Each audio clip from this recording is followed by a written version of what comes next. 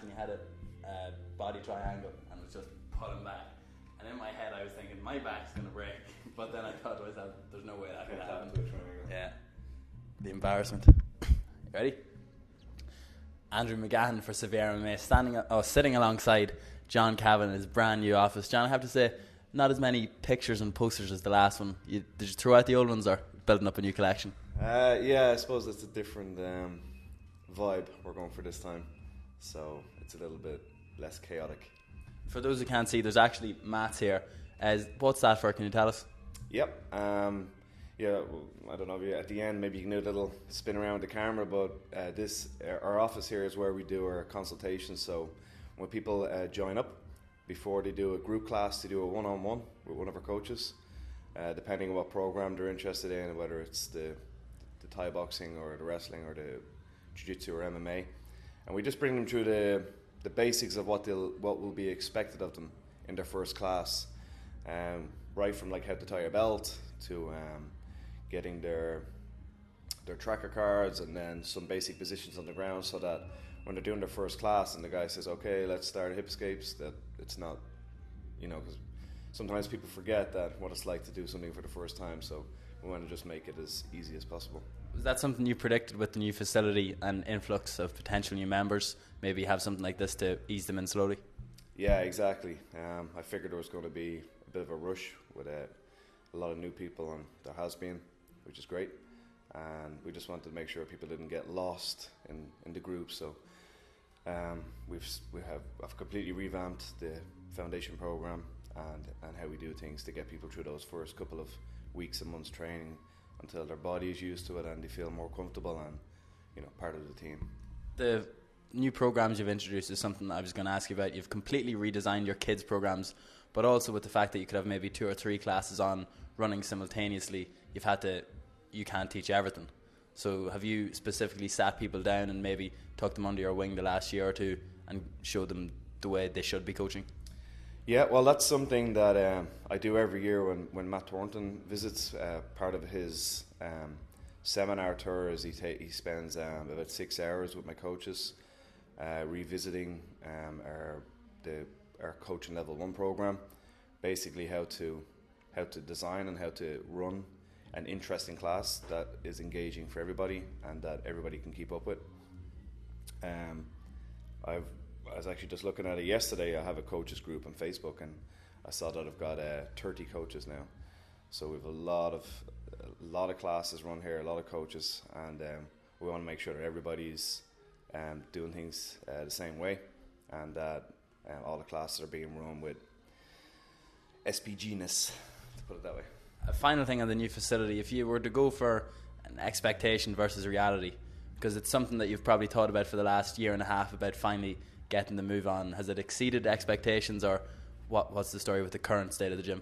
Yeah, well, I'm actually about 4 years. This gym is at the back of my apartments, and back when you guys visited me in the Long Mile Road days, I used to just walk around here in the afternoons and just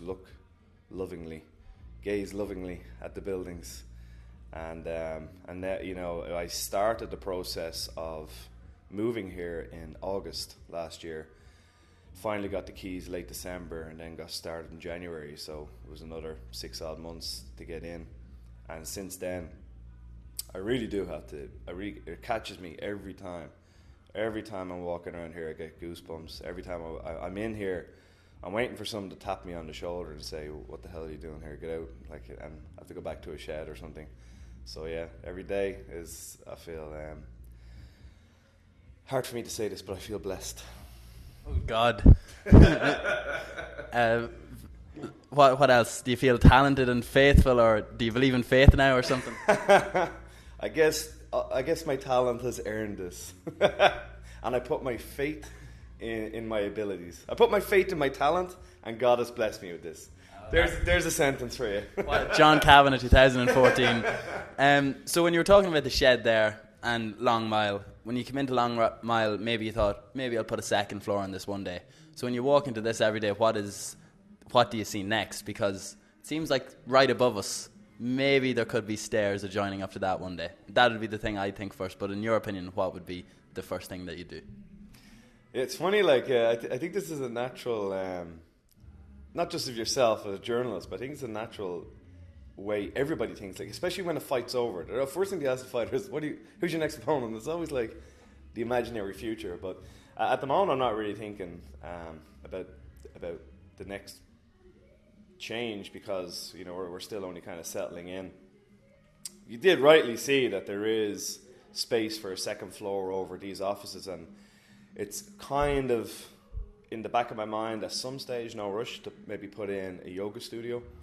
It would have to be properly soundproofed, because I don't know whether you're going to pick up on the video. There's music playing outside. Matino likes his rap while he's doing his kickboxing class.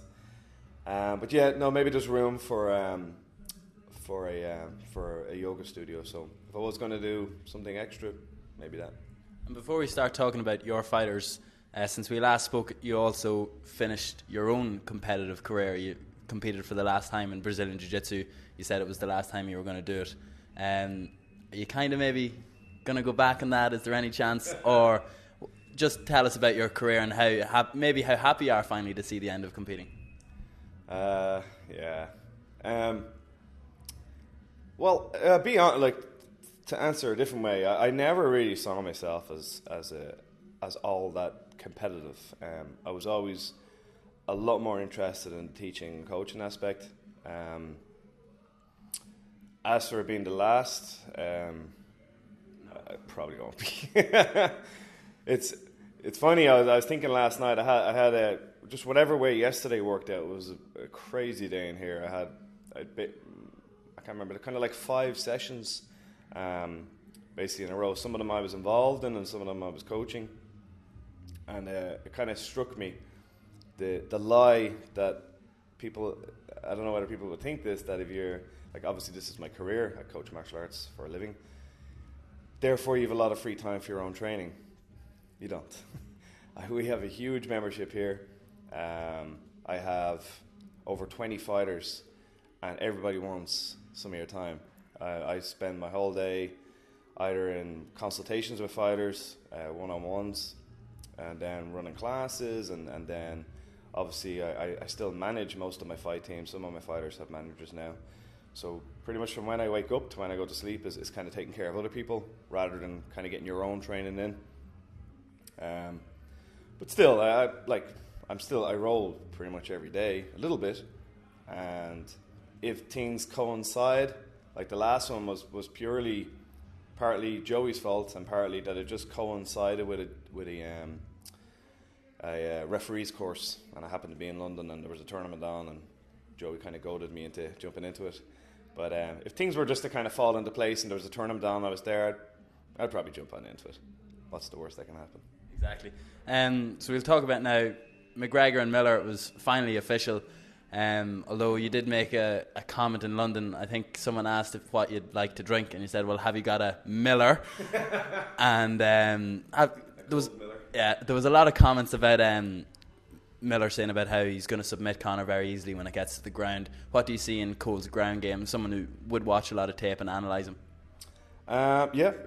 Cole is, when you're at that level in the UFC, everybody's dangerous. Everybody has game in every area. He's got some things he does in stand-up, clinching ground. His close guard game is dangerous, for sure at the beginning of a fight. So yeah, it's an exciting bout. I think it's going to be massively one-sided. I don't think he has any idea what he's at to. Not that he was the one that got Conor going, but something has changed in Conor in the last number of months. He was already insane, but he's gone through a new, I don't know if metamorphosis is the right word to use, but there's a new level of intensity to everything he's doing.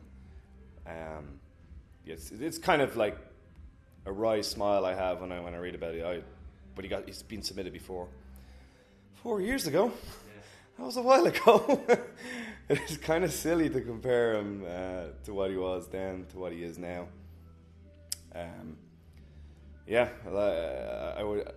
I guess we'll see July 19th, but it'd be it might be funny for some people to see him. Like we get, we've a few black belts here, and we regularly have black belts visit. And if they were to see those rounds of pure jiu-jitsu, they might be surprised. They might be surprised. So when you talk about Conor of a few years ago being insane, now he's gone completely mad. Do you think that could be with a few years ago he was aiming towards the UFC? Now that he's seen it materialise in front of him, be pretty much the hottest star in MMA of the last 12 months, his new goal is the title. And that is just driven him completely crazy, and he sees exactly how close it is to him at this stage. Yeah, maybe like he does have an unusual ability to seemingly say stuff and then it's coming true. Like I read somewhere that apparently now he's like a fight or two away from a title fight, and he's been saying this to me for the last year or so. He was exactly saying who the fights were going to be, exactly how they would go, minute by minute, what part of the year they would happen in, and basically telling me to book a hotel in Vegas for New Year's because that's where he's going to be winning the belt. And I'm sure you guys know me somewhat personally. I'm a little bit skeptic, but I'm starting to believe him. I'm starting to have faith. Everything he says starts coming true. But yeah, so I guess he's starting to see all these things just starting to fall into place. But look, Conor was always an unusually driven person, and the goal wasn't particularly UFC, or the goal wasn't particularly the belt. The goal was always perfection in what he does, and that's his obsession. It's like just last night I get essays from him, and I do kind of smile saying, did you ever do this when you're in school? Right, I do homework and stuff. Of course he never did, but now I get essays from him about what he's done that day, what positions he felt were strong, but I'm talking a second by second breakdown of everything he does. It's a pretty special level of I guess what civilians might call obsession. What I just see as being in the mindset of a champion. So in the last couple of months it was announced and it started by Cathal and Chris on The Ultimate Fighter. For you watching that week by week, what is it like? Are you seeing a different side to these guys maybe that you didn't see before, or do you think it's maybe television that's making them look like that, and editing and production? I'd have to be 100% honest and say I've not seen it. I watched Cathal's fight, and that's as much as I watched of it. I might some days get the box set and I'll sit down and watch, but I've not actually seen an episode. I did see the bit where Cathal gave the preacher a hard time. He told me to make sure I watched that. He'd actually sent me a clip of that before it aired, and that made me very happy. I mean, very, very proud. So you said you had a favourite student before this. Is it Cathal or is it Tommy Martin? It's hard. It's skipping around. Every day I'm coming in here and there's a fresh red apple on the table. So they're fighting over it. It wouldn't be beyond the realms of possibility for one day Conor to coach The Ultimate Fighter. So I assume the first person who's going to be over there with him is yourself. Have you given that any thought, maybe who you think Conor should bring with him, or what the experience would be like for you? Yeah, I thought I'd heard that there was some Ireland tough. Well, it's maybe a regional UK and Irish guys can apply for it, because the last time Irish people couldn't. Okay. We're going over to Berlin tomorrow, so we'll sort that out for you. We'll find out. Yeah, hook it up. I've thought it would be kind of fun. I've had a few guys on Tough now, and they've told me kind of how it works.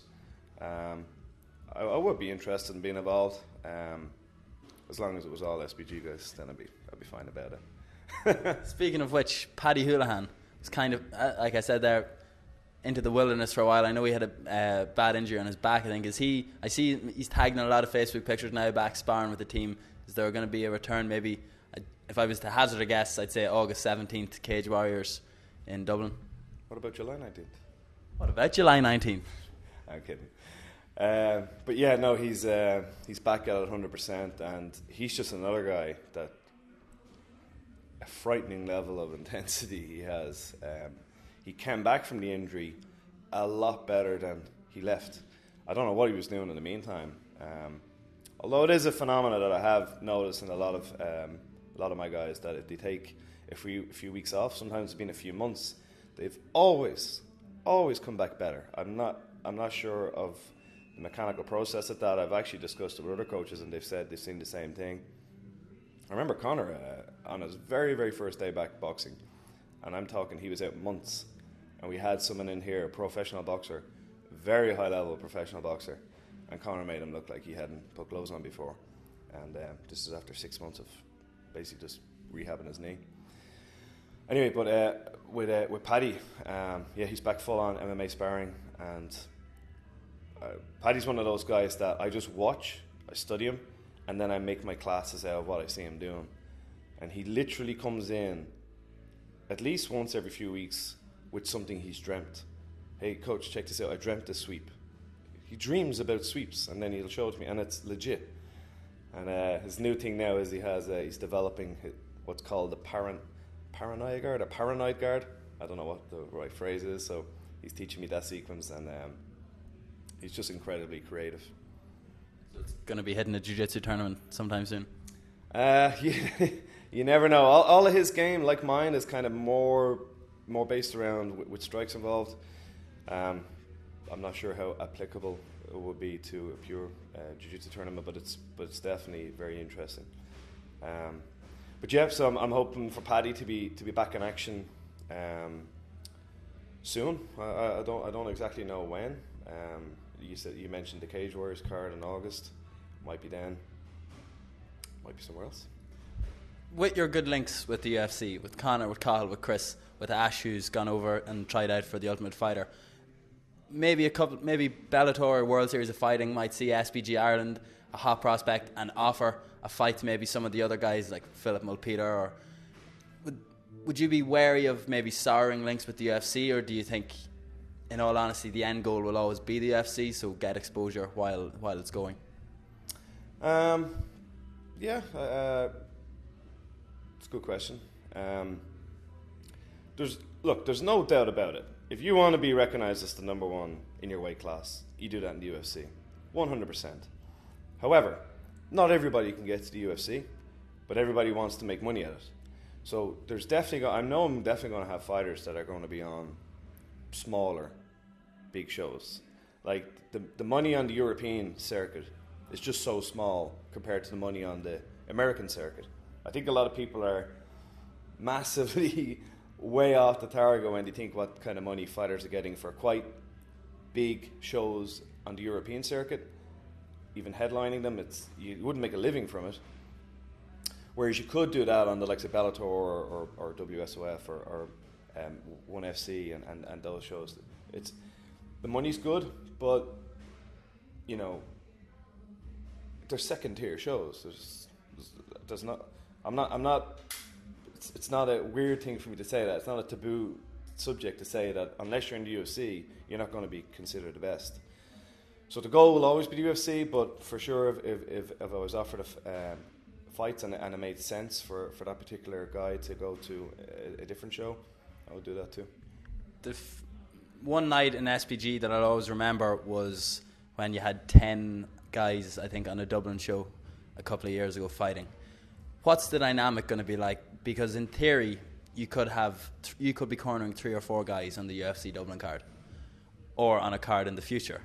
So do you think it's going to, because I know you said in Boston you walked out and that actually took you by surprise a little bit. You're like, do you think it could be in any way draining mentally on you if you were to do 4 fights on the UFC? Because there's no way you can compare it to cornering 6 or 7 guys on a local or a European show. Yeah, definitely. I've been visualizing and mentally preparing myself for that walkout with in Dublin. Like when I walk out with Gunny, the co-main event, it's going to be insane. Then obviously that fight, 60 seconds later, I've got to get from my corner all back to the walkout and walk out Conor, and that's, you can only imagine the intensity of what that's going to be like. But I want to be mentally prepared for that, so I have visualized that too. And then 60 seconds later, when that one's over, I'm sure it's going to be an enormous release of emotion. I always get that. You know, I go to a show and I have two guys doing their first amateur fights, and I get a massive outlet of emotion when it's done. And you know, like I said, I've had shows with up to I think 9 is the most I've ever done. I don't think I've done 10. I think it was 9. And I don't know if it would be massively different for me to do it in the UFC. I guess there is going to be more pressure if you look at it like that.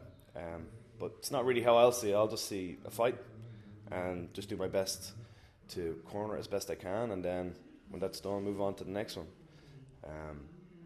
But it's going to be pretty intense night for sure. 2 quick things to wrap up, because something that I've been meaning to ask you about, and I'm glad you mentioned it, about amateur MMA. The amateur MMA scene in Ireland is probably at its hottest right now, with a lot of fighters getting a bit of steam, maybe a lot of guys staying at amateur a little bit longer than they should be. But in my opinion, it's split into 3 ways at the minute. You have the clubs that pop up that you say will always be there, that will throw their fighters in, whatever, it doesn't matter. You have the guys that will throw a fighter in and want them to compete very often as an amateur, but are well respected and are good clubs. And then you have yourself, who said amateur guys have to be training a certain amount of time, kickboxing, MMA league, close to a blue belt and BJJ standard, and maybe you're finding it hard to get some of these guys matched now because of the influx of the other clubs that are throwing guys in. What's your state on Irish amateur MMA? Are you planning any big revolution like you did a few years ago with the change from semi-pro, pro? Yeah, good question. There is something kind of big coming out. I'll probably be asking you to come out here next week to do an interview about that. But separate to that, yeah, when the change of rules happened a couple of years ago, I couldn't have foreseen what would have come from that. But what did come from that was it killed the pro scene. The pro scene in Ireland is gone. There's my club, Andy's, and I don't know many other clubs, but only a small handful actually with pro fighters now. All the shows now are just amateur. It did raise the level amazingly high. Again, in Ireland, there's not all that many coaches that I know of anyway that are going to the UK regular for shows. I am. And the amateur fights here are much higher level than the amateur fights in the UK. Completely different level. And like you said, some of those guys wouldn't be far off, wouldn't look out of place in a pro fight. The problem I see with it is that now people are making it way too big a deal. Way too big a deal. Big walkouts. I've seen guys with banners over their cage. What do you have a banner over the cage for? Well, is this going out on Sky Sports or something? They're not getting money for it. The stickers on your banner, I know they're not paying you. What are you getting, a t-shirt or a tub of protein? I would like to see the amateur scene return to a more relaxed level. If there's a guy doing a jiu-jitsu tournament, when you did your jiu-jitsu tournament at the weekend, did you have a 6-week training camp? Did you essays on Facebook every week about the amount of rounds you were doing? And then when you did your tournament, how'd you do? Bronze in my division, silver in the absolute.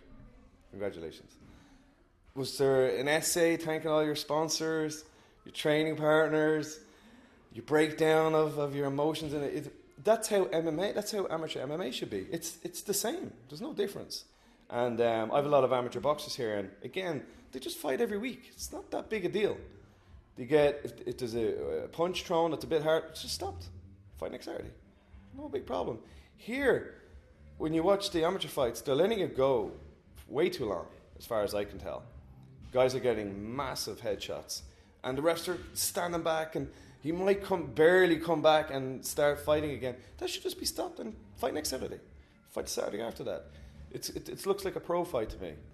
And when there is a stoppage, the corners be going nuts about it, and he would have been okay, and arms getting bent and everything like this. It should be a lot more. I think it should be stopped a lot earlier, and I just think there should be a lot less weight put on them. I do understand that I am coming from a position where I have a main event in the UFC. So me winning an amateur fight the weekend is different than if a club only has amateur fighters.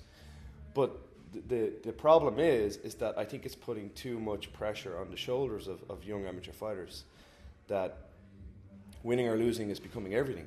Whereas I think it should just be about experience at that stage. And I know some clubs, especially to get a win over SBGi or one of the bigger clubs, man, they're not going to hear anything else for months after. Like, chill, it's just an amateur fight. 2 young kids, they're going out. We get some wins, we get some losses. You get some wins, you get some losses. Great. Let's all grow together. Let's all learn from each other. And then when we go abroad or when the guys go pro, you know, I've always said this. When one of my pros is fighting, from the more established coaches, I always get messages from them wishing me luck, and when the fight's over, saying well done. And we're all like that. All that community is like that. But and me and Andy Ryan were close friends 10 years. And every MMA show, we'll always have a few guys fight each other, and there's a bit of, you know, we'll shoulder each other walking in the cage and a bit of ribbon and stuff. And then he's his wins, he's his losses, same as me. It's no big deal. The end goal is when they go pro, then it's serious. So, anyway, long story short, there is some change coming with the amateur scene. It's not really to do with that, but what I would like to see is just people get just a little bit more chilled about the amateur scene and see it for what it is. It's a learning process. It's a learning process, a learning curve. Get rid of the banner. Get rid of the 6-week training camps for amateur fighters. Just jump in and jump out. Don't get too stressed about the result. The main thing that Conor said in the last year, just to finish on, that stuck out with me, he put it up and he said, Cole is not good enough and the O2 is not big enough. Now, I know you wouldn't disrespect another fighter by saying someone isn't good enough to be in the UFC, but do you agree with the sentiment the O2 is not big enough? We spoke off camera there about how we both think the event is going to sell out in easily under half an hour. So where do you see it going from this? Maybe smaller, more consistent shows in the O2 so people won't be rushing for demand, or are we heading to Aviva next time? Just on a point, Conor meant Cole is not good enough to beat him. Not that he's not good enough for the UFC. Of course he's good enough for the UFC. He has a lot of good wins. I do think absolutely emotion free, just judging them, that he is in over his head. He's against a different level fighter. As for the stadium size, yeah, Ireland's a bit weird that we go from 10,000 to 33. You know, it's a huge jump. Whereas when the shows in Sweden or the UK, they've got different size. I mean, the one we were at in Sweden, that's smaller than the. There was one of them anyway that had. I remember it was like 8,500 tickets, so it's actually smaller than the O2. The O2 is about 10,000 ish. How often will they be back? Maybe that depends on July 19th, and will they be back to go to a bigger stadium? I'm not sure. I love it being here. I'd much prefer not to have to travel to the States, but I have a feeling, based on the result, July 19th, that it'll be Vegas from now on with Conor. But I think it would be a great idea to have a title fight here and do a One Direction and Phil Croker. I don't think they could do 3 nights in a row though. Maybe not 3 nights in a row. I didn't know that much about One Direction's lineup, but I don't follow them as close as you maybe. Well, I had to go the other night, unfortunately. But for a man, you seem very calm at the minute, John. Well, I suppose who wouldn't be if you're only expecting 2 or 3 minutes worth of work on July 19th? So if just one final prediction for the event. You've already given us 2 predictions, but in terms of the build-up, the whole week-long build-up, I know not travelling abroad to an event will be beneficial for ourselves and yourself. You can just stay in the comfort of your own home. Yeah. Also, to be honest, the night is emotional, but it's no work because the work is here. Like if I'm walking out with a fighter on the night and I'm going, he doesn't know his armbar defense, or he's not really going to be able to close the distance on this guy, we didn't really drill that, then it's stressful, and then it's going to be, again, it's still not going to be work because he's just going to lose. But really, with the highest level guys that I have, when I'm walking out with them, it's more just like showtime, you know.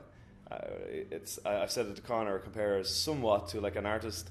He's all these weeks and months and years creating his piece in here, and then July 19th, Saturday night, he gets to unveil this amazing sculpture or painting.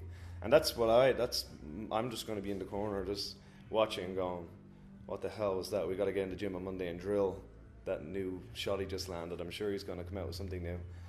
But yeah, prediction on the fights? Is that what you... Yeah? I would say I'd be surprised if either one goes past 2 minutes, and we'll probably see a sub of the night and KO night's gone now, isn't it? Yeah, performance and finish, I think, or performance. There's 2 performance night bonuses. I'll put it this way: I think they'll both be 50 grand richer. They'll both have a few quid extra, and yeah, it's gonna be a pretty amazing night. I'm looking forward to it. Well, John Kavanagh here putting all of his faith in his very talented fighters ahead of July 19th. And John, Friday night's gonna be a very interesting night for any people going to the Evolution show. I have 3 guys on that card that I'm excited to be in the corner. There's Charlie Ward, James Gallagher, and Franz Malambo. That's a card people shouldn't miss. That's definitely a card people shouldn't miss.